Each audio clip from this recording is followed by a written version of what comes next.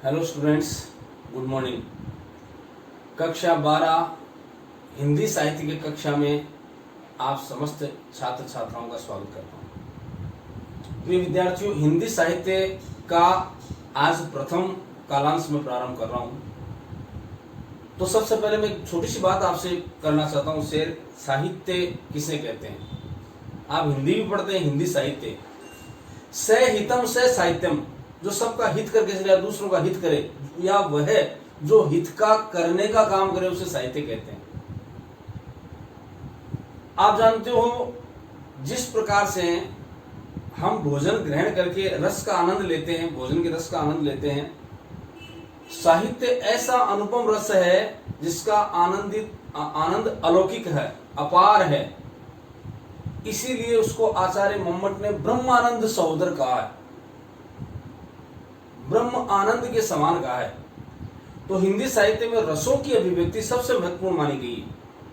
काव्य में 9 रस, जो मैं 11वीं कक्षा में आपको बताया मैंने, श्रृंगार, हास्य, करुण, वीर, रौद्र, भयानक, विभत्स, अद्भुत और शांत। तो आपकी हिंदी साहित्य में हम ये रसों की चर्चा आगे विवेचना करेंगे जैसे जैसे आपके चैप्टर आगे बढ़ेंगे।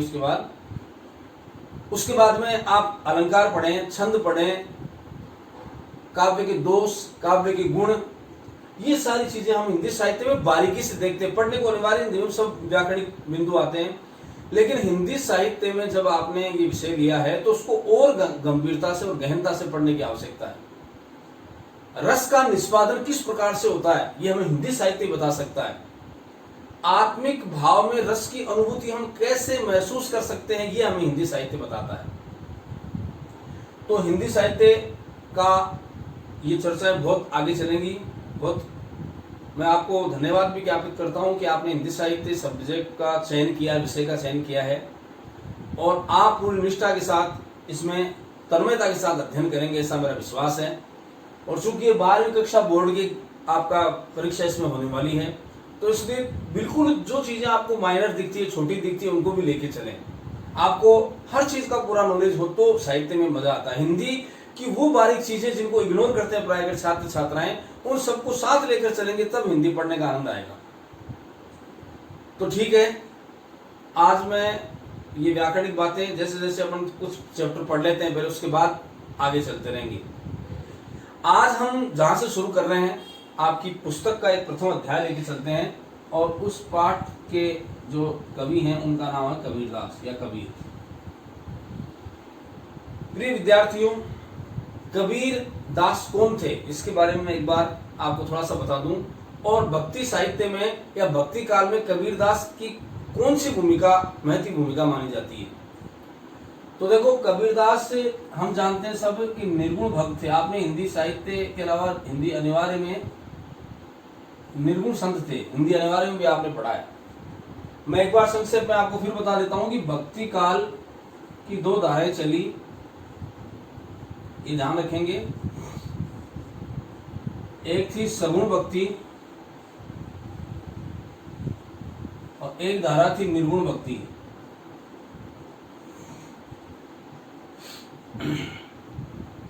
ये हिंदी साहित्य की 2 प्रमुख धाराएं चली भक्ति काल में। सगुण भक्ति की भी उसके बाद में 2 धाराएं चली। एक का नाम था राम भक्ति धारा और दूसरी का था कृष्ण भक्ति धारा। ये 2 धाराएं हिंदी साहित्य में राम भक्ति, सगुण भक्ति में राम भक्ति और कृष्ण भक्ति धारा, ये 2 धाराएं चली। इधर भी 2 धाराएं चली। एक धारा का जो नाम था वो है ज्ञान मार्गी और दूसरी धारा थी प्रेम मार्गी। ये हिंदी साहित्य की 2 धाराएं निर्गुण भक्ति में चली। ठीक है, हम जिस संत कबीर को पढ़ने जा रहे हैं, एक बार वो भक्ति काल में कहां स्थित है, मतलब उनका मुकाम कहां है, इस बात को हमें जानना है। तो सगुण भक्ति धारा की बात करें तो राम भक्ति के प्रमुख कवि हैं तुलसीदास, और कृष्ण भक्ति के जो प्रमुख कवि हैं उनका नाम है सूरदास। अब हम बात करते हैं निर्गुण भक्ति की। निर्गुण भक्ति धारा में नाम आता है कबीर, और इधर प्रेम मार्गी में आपके जायसी है, मंजन है, बहुत से घरानंद है, ये सब कवि इसमें आ जाते हैं। लेकिन हम किस चैप्टर को पढ़ने जा रहे हैं, तो हम जो पढ़ने जा रहे हैं प्रेम मार्गी में जैसे जायसी प्रमुख नाम ले सकते हो आप। अब ज्ञान मार्गी में कबीर का नाम हम प्रमुखता से लेते हैं। तो अब आपको छोटा प्रश्न बनता है कि कबीरदास कौन थे। तो आप सबसे पहले ये कहें कि भक्ति काल की निर्गुण शाखा के ज्ञान मार्गी कवि कबीर थे। थोड़ा सा डिफरेंस आप देख लें। सगुण भक्ति क्या होती है, निर्गुण भक्ति क्या होती है। सगुण भक्ति जहां कोई भक्त अपने आराध्य को साक्षात रूप में देखता है, यानी वो मानता है कि भगवान का जन्म होता है, वो इस संसार में आते हैं, समस्त मानवीय क्रियाएं करते हैं और संसार से पापियों का अंत करके फिर इस पृथ्वी लोक से कूच करते हैं। यानी जैसे उसमें गीता में कहा ना, यदा यदा ही धर्मस्य ग्लानिर्भवति भारत अभ्युत्थानम अधर्मस्य तदात्मानं सृजाम्यहम् परित्राणाय साधूनां विनाशाय च दुष्कृताम् और धर्म संस्थापनार्थाय संभवामि युगे युगे। अर्जुन से भगवान कृष्ण ने कहा था कि जब जब इस संसार में धर्म की हानि होती है, पापाचार अनाचार दुराचार बढ़ता है, तब जब मैं इस पृथ्वी लोक में जन्म लेता हूं और पापियों का समूल नाश करके इस पृथ्वी को आतंक मुक्त करता हूं। ये भगवान ने स्पष्ट कहा। तो आप देखो सतयुग से लेकर अब तक कितने अवतार भगवान हो गए। मुख्य अवतार 10, अंश अवतार सही 24। ये भगवान ने अवतार लेकर के इस धरती को पाप से मुक्त किया और दुष्टों के आतंक से मुक्त किया। सगुण भक्त मानते हैं कि भगवान जन्म लेते हैं। तो सगुण भक्त की दो धाराएं मैंने बताई, राम भक्ति जिसमें तुलसीदास और कृष्ण भक्ति जिसमें सूरदास। वैसे और भी बहुत से कवि हुए हैं, लेकिन जो प्रमुख कवि उनकी हम बात कर रहे हैं। अब हम तो पढ़ रहे हैं कबीरदास। तो कबीरदास के बारे में मैंने बताया निर्गुण। निर्गुण क्या कहते हैं? निर्गुण संत कहते हैं कि भाई भगवान का कोई रंग रूप आकार प्रकार वेशभूषा कुछ नहीं होती। वो संसार में ना जन्म लेते हैं ना मरते हैं। वो एको ब्रह्म द्वितीयो नास्ति, एक ब्रह्म के सिवाय संसार में दूसरा कोई है ही नहीं, ऐसी मान्यताएं उनकी होती है। वे बाह्य आडंबर के विरोधी हैं, वे एकेश्वरवाद को मानते हैं, वे पूजा पाखंड मूर्ति पूजा छुआछूत ये सब चीजों के विरोधी। कबीरदास इन सब में सबसे प्रमुख आते हैं। कबीरदास जी ये मानते हैं कि ईश्वर तुम्हारे अंदर मौजूद है, इस देह के अंदर मौजूद है, इसलिए उसको बाहर तलाश करने की आवश्यकता नहीं। काहे रे मन खोजन जाई सरब निवासी सदा अलेपा तो ही संग समाई। यानी भगवान को बाहर कहीं खोजने की आवश्यकता नहीं है, वो तो तेरे हृदय और मानस पटल में अवस्थित हैं, उनको पहचानने की आवश्यकता है। मोको कहाँ ढूंढे बंदे, मैं तो तेरे पास में, ना मैं मंदिर ना मैं मस्जिद ना काबे कैलाश में, खोजी हो तो तुरंत मिलियो पल भर की तलाश में। खोजने वाला चाहिए, पल भर में ईश्वर के दर्शन हो सकते हैं। ये कबीर जी मानते थे। कबीरदास गुरु के बड़े भक्त थे, गुरु को आदर्श मानते थे और गुरु भक्ति, गुरु की महिमा से ईश्वर का साक्षात्कार हो सकता है, ये उनकी सच्ची मान्यता थी। तो इस प्रकार गुरु की महिमा का उन्होंने बखान किया और गुरु के प्रति उनके मन में सच्चे उद्गार थे, सच्चे भाव थे। तो आइए अब एक बार थोड़ा सा इनका परिचय हम देख लेते हैं और उसके बाद में आज हम आपका प्रथम जो अध्याय है वो चैप्टर हम शुरू करेंगे।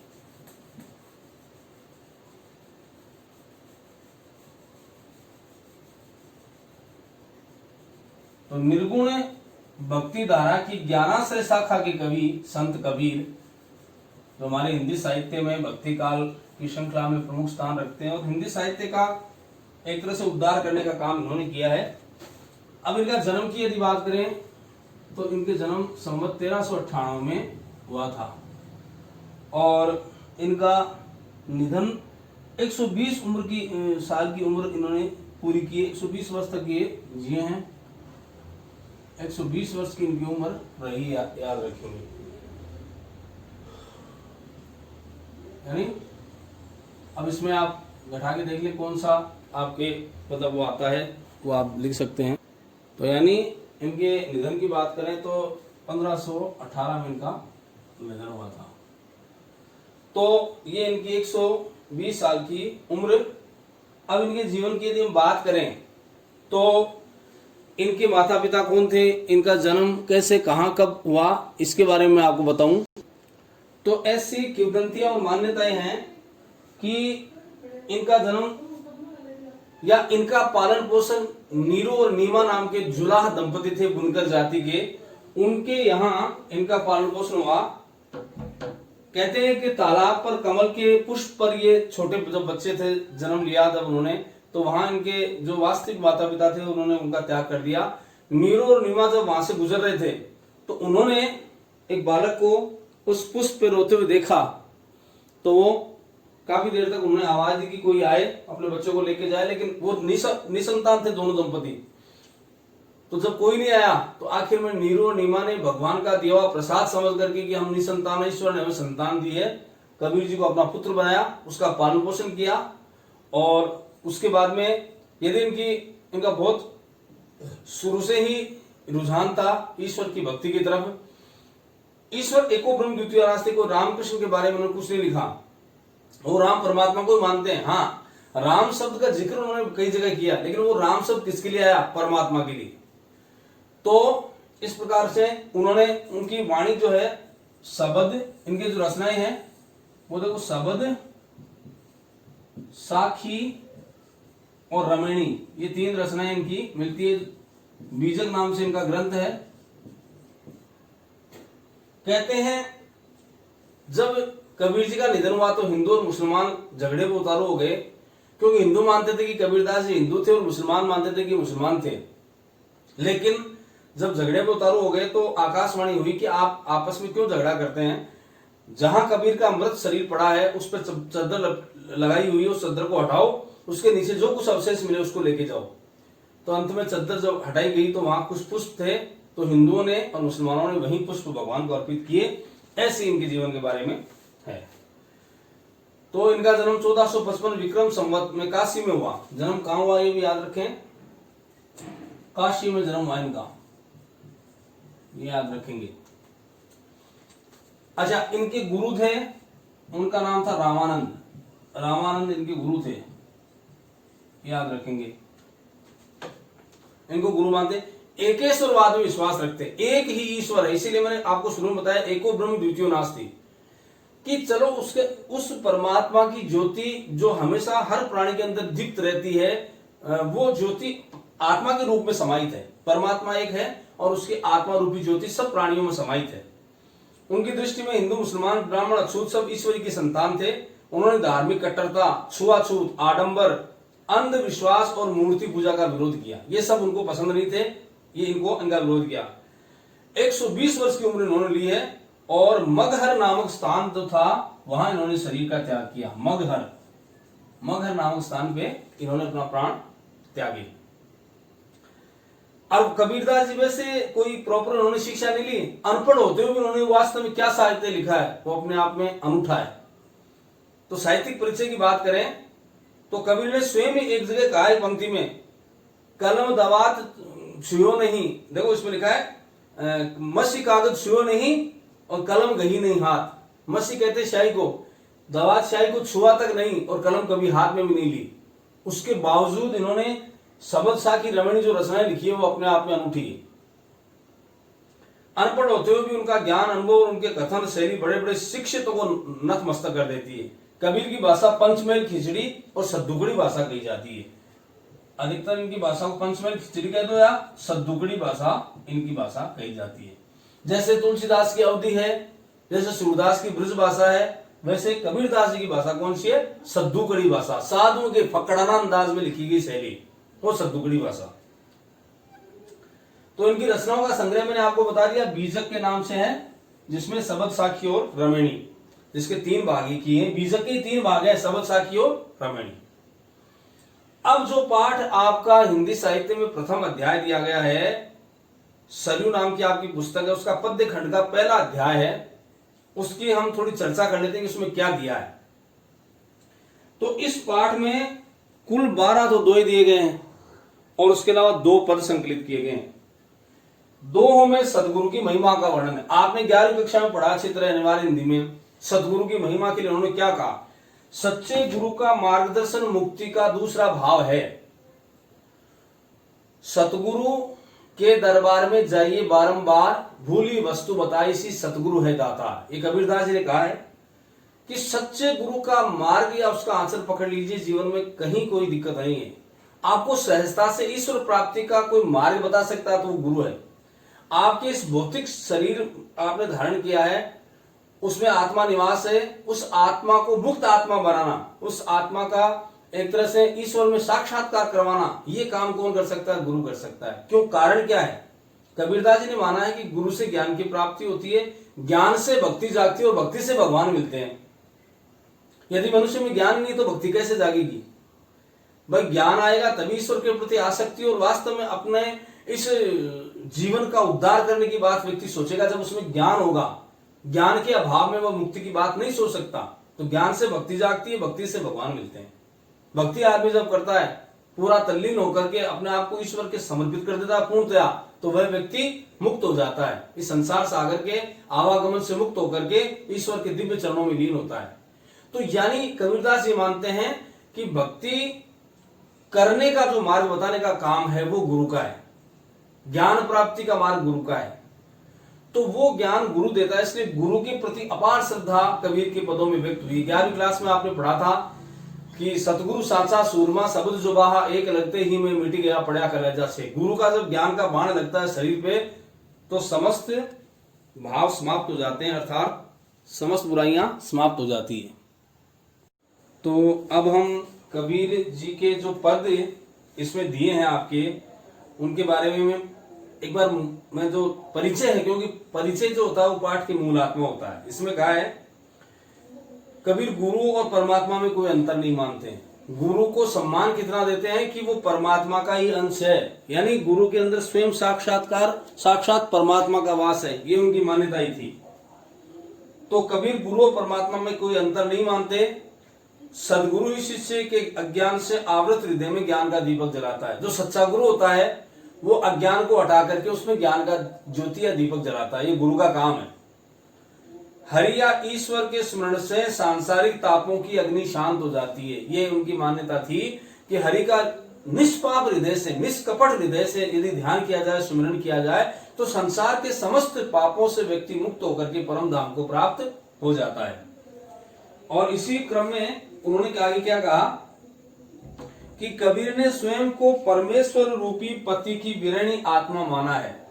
इसलिए एक पद में उन्होंने 9th क्लास में आपने पढ़ा होगा, उन्होंने लिखा था कि दुल्हन गाओ मंगलाचार, हम घर आए हैं राजा राम भरतार। ये राजा राम भरतार किसके लिए आए? ये राजा राम भरतार आया है स्वयं परमात्मा के लिए। जब इस शरीर का त्याग करके आत्मा कूच करने वाली होती है परम तत्व ईश्वर की तरफ, तब ये कहते हैं कि जैसे आत्मा और परमात्मा का मिलन होता है, उनका विवाह होता है, तो परमात्मा लेने के लिए आत्मा को आते हैं।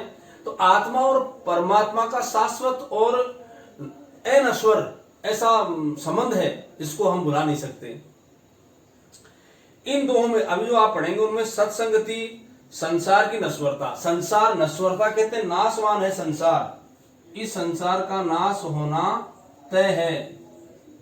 अच्छा, ये मृत्यु रोग तभी कहलाता है क्योंकि जो इस धरती पे आया उसका निधन होना, उसको इस धरती को छोड़ के जाना जरूरी है, इस भौतिक शरीर का त्याग करना ही पड़ता है।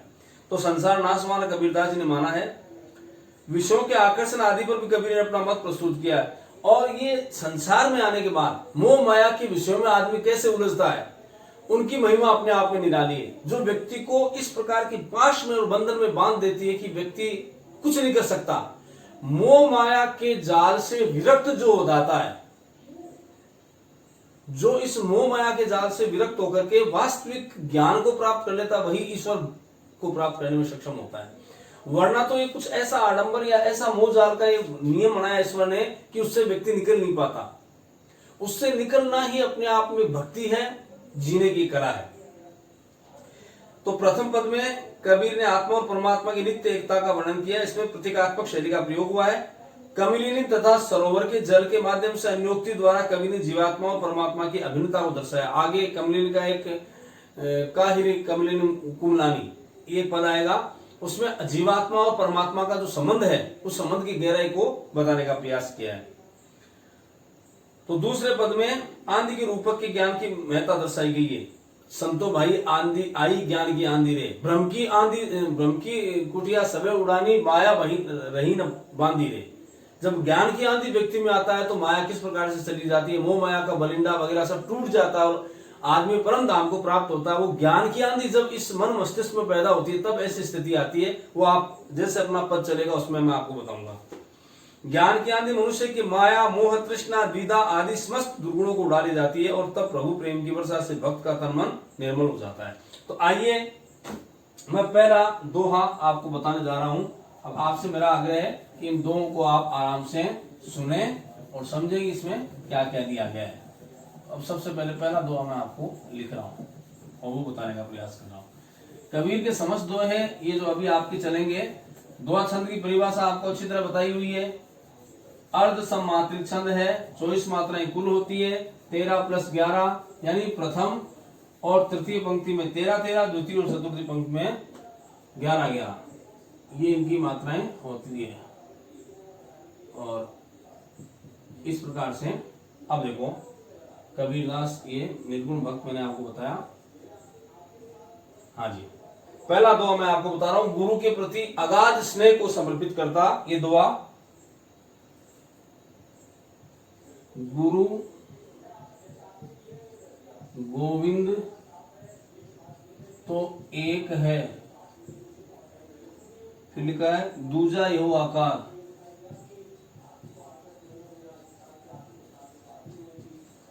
आकार आपा मेठी जीवत मरे,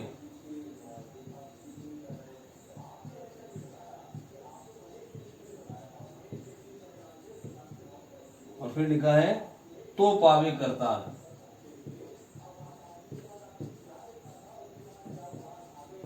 ये देखिए आप, ये पहला दुआ आपका ये सरयू नामक पाठ्य पुस्तक से संकलित आपका दुआ है। और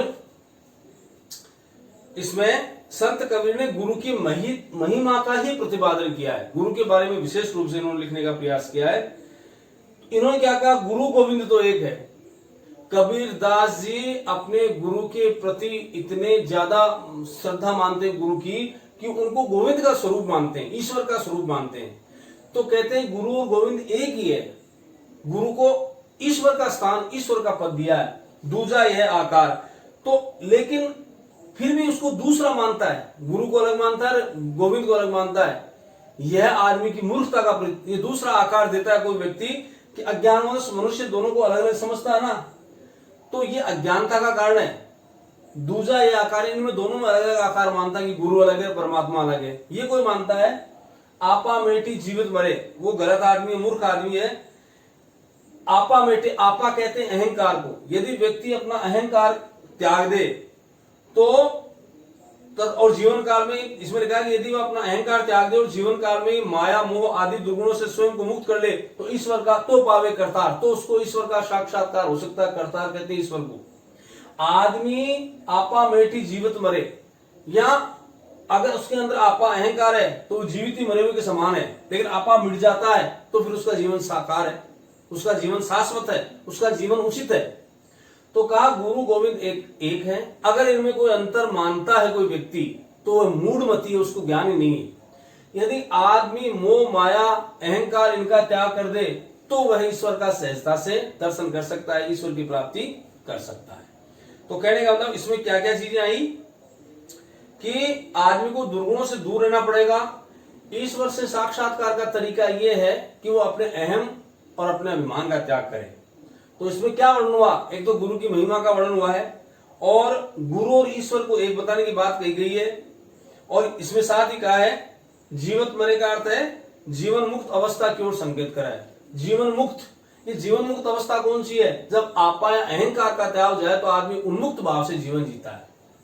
तो इस प्रकार से ये आपको मैंने पहला दुआ बताने का प्रयास किया। अब दूसरा दुआ मैं आपको बता रहा हूं, लिख रहा हूं, आप ध्यान से सुने कि ज्ञान प्रकाशा गुरु मिला, ज्ञान प्रकाशा गुरु मिला, जो जिनी बीसरी जाई, जो जिनी बीसरी जाई, जब गोविंद कृपा करी। ये सदुगड़ी भाषा है तो इसलिए देखो कृपा शब्द कैसा लिखा है, ऐसे, ये सदुगड़ी भाषा है। जो गोविंद कृपा करी तब गुरु मिलिया आई। देखो कितनी सुंदर बात कही है, तब गुरु मिलिया आई। बहुत सुंदर दुआ है कि ज्ञान प्रकाशा गुरु मिला सो जिन बीसरी जाई। बीसरी शब्द का अर्थ है विस्मरणीय, भुला देना। तो इसमें क्या लिखा गया है कि साहब कबीर जी इसमें एक बात कहते हैं कि ज्ञान प्रकाशा गुरु मिला। ज्ञान का हृदय में प्रकाश फैलता है तब गुरु की प्राप्ति होती है। अगर विवेक जागता, अपना मन जागता, अपनी आत्मा जागती है, तब गुरु मिलता है। जो जिन बीसरी जाई, तो कहते हैं इसमें कि कबीर कहते हैं कि मेरे हृदय में ज्ञान का प्रकाश हुआ तभी मेरा सदगुरु से मिलना हुआ, अथवा गुरु की शरण जाने पर ही मेरे हृदय में ज्ञान का प्रकाश हुआ। बात एक ही है, ज्ञान प्रकाशा गुरु मिला। ज्ञान का प्रकाश कब हुआ? जब गुरु का मिलन हुआ।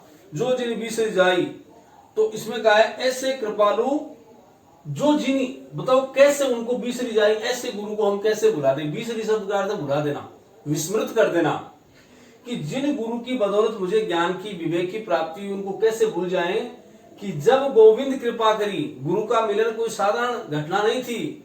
जब ईश्वर की महती महान कृपा होती है तब गोविंद की कृपा होती है, तब गुरु मिलते हैं, तब गुरु मिलिया आई। कोई गुरु का मिलना इतना आसान नहीं जितना हम समझते हैं। ये अविवेकपूर्ण अगर ये कहते हैं कि गुरु का सहजता से मिलन हो गया। जब ईश्वर की बहुत रहमत होती है, ईश्वर की कृपा होती है, दया होती है, तब महान गुरु का आगमन हमारे जीवन में होता है, अर्थात उनकी कृपा हमारे ऊपर बरसती है। यानी ईश्वरीय कृपा के बिना गुरु की महिमा भी या गुरु की कृपा भी नहीं मिल सकती। तो ज्ञान प्रकाशा गुरु मिला, गुरु के मिलने से ज्ञान का प्रकाश हुआ। जो जिन बीसरी जाई, बताओ उन गुरु को कैसे बुलाया जा सकता है? तो जब गोविंद कृपा करी, गोविंद की कृपा हुई, तब गुरु मिलिया आई। ये भगवान की कृपा से ही मुझे इस गुरु के चरणों में रहने का अवसर मिला, या गुरु का सानिध्य प्राप्त करने का अवसर भी मुझे ईश्वर या गोविंद की कृपा से ही मिला है। नेक्स्ट, अब तीसरा लिखते हैं। ये पहला, ये दूसरा, ये तीसरा। तीसरे पद में पीछे लागा जाई था, पीछे लागा जाई था लोक वेद के साथ, लोक वेद के साथ। उसके बाद देखते हैं आगे ते सतगुरु मिला दीपक, दीपक मिला हाथी, या दीपक दिया हाथी। बहुत सुंदर बात है। गुरु की महान कृपा का फिर यहां अवलोकन हुआ है कि पीछे लागा जाए था। मैं तो पीछे लगा हुआ चल रहा था, यानी अनुगमन कर रहा था। बोले किसका कर रहा था? ये जितने भी सांसारिक लोग हैं जो जिस रास्ते पे चलते हैं वैसे मैं चल रहा था। तो ये कौन सा रास्ता है? ये मोह माया, आसक्ति, प्रेम, इंद्रिय लोलुपता, आसक्ति, इस रास्ते पर आम सांसारिक चलता है, मैं भी चल रहा था। कबीर जी कह रहे थे जो संसार के लोग जिस आम रास्ते पर चलते हैं, मोह माया के रास्ते पर है, प्रेम के रास्ते पर है, आसक्ति के, इन सब रास्ते पर अमूमन जैसे लोग चलते हैं मैं भी चल रहा था। तो पीछे लगा जाए था, मैं सबके जैसे चलते हैं लोग वैसे मैं भी पीछे लगा हुआ था। किसके? लोक वेद के साथ। लोक चर्चाएं या लोगों की परंपराएं। लोक वेद शब्द का अर्थ हो गया लोगों की जो परंपराएं चल रही है, लौकिक ज्ञान परंपराएं या रीतियां हैं, नीतियां, उनके अनुसार जो लौकिक रीतियां उनका मैं भी अनुसरण कर रहा था जैसे आम आदमी करता है। लेकिन आगे ते सतगुरु मिला। जब मैं जीवन में आगे निकला तो मुझे फिर सच्चे गुरु का से भेंट हुई, उनसे मिलन हुआ। दीपक दिया हाथी, उन्होंने ज्ञान रूपी दीपक मेरे हाथ में पकड़ा दिया। तब मुझे समझ में आया कि मैं जिस मार्ग का अनुकरण कर रहा हूं वो तो गलत है। मैं तो मोह माया, आसक्ति, प्रेम, इन अंधजाल में फंसा हुआ था और मैं तो परंपराओं में लगा हुआ जा रहा था, लौकिक परंपराओं का निर्वहन कर रहा था, मोह माया में फंसा हुआ था।